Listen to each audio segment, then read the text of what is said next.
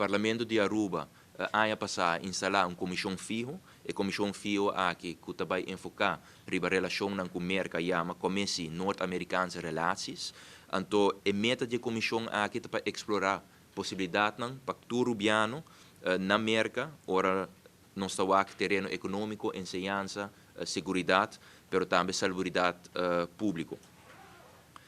E acaba de carta que o acordo mandado para a América do presidente do parlamento, senhor Tyson, e carta aqui vai para a senhora Jocelyn Cruz para chegar a programa concreto para a comissão aqui receber pessoas do House of Representatives e Senado, mas também para a comissão aqui vai fazer sua visita na América. Me serviço que o cônsul americano está sumamente contente com a iniciativa aqui de parte do Parlamento de Aruba e nós conversar sobre diferentes programas que pode vir uma possibilidade de futuro cercano.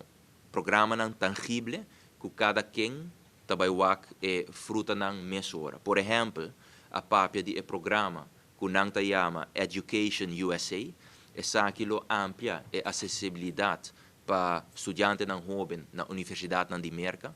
Então, que não está papel de nível de undergraduate, graduate, tem a PhD, que é HBO, Masters e também pessoas que quer seguir promover depois.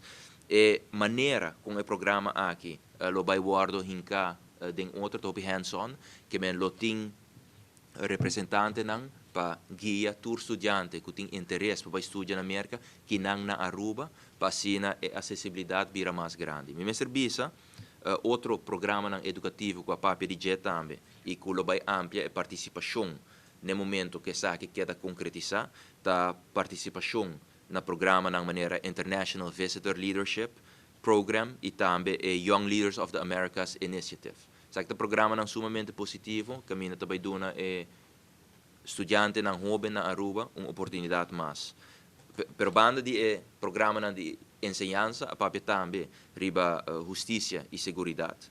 Maneira de conhecer e acaba para hopi aia tem colaboração entre Merca e Aruba riba terreno de seguridade e justiça. Tem te as memorandum of understanding firma riba essa aqui que vai garantizar mais training entre os países.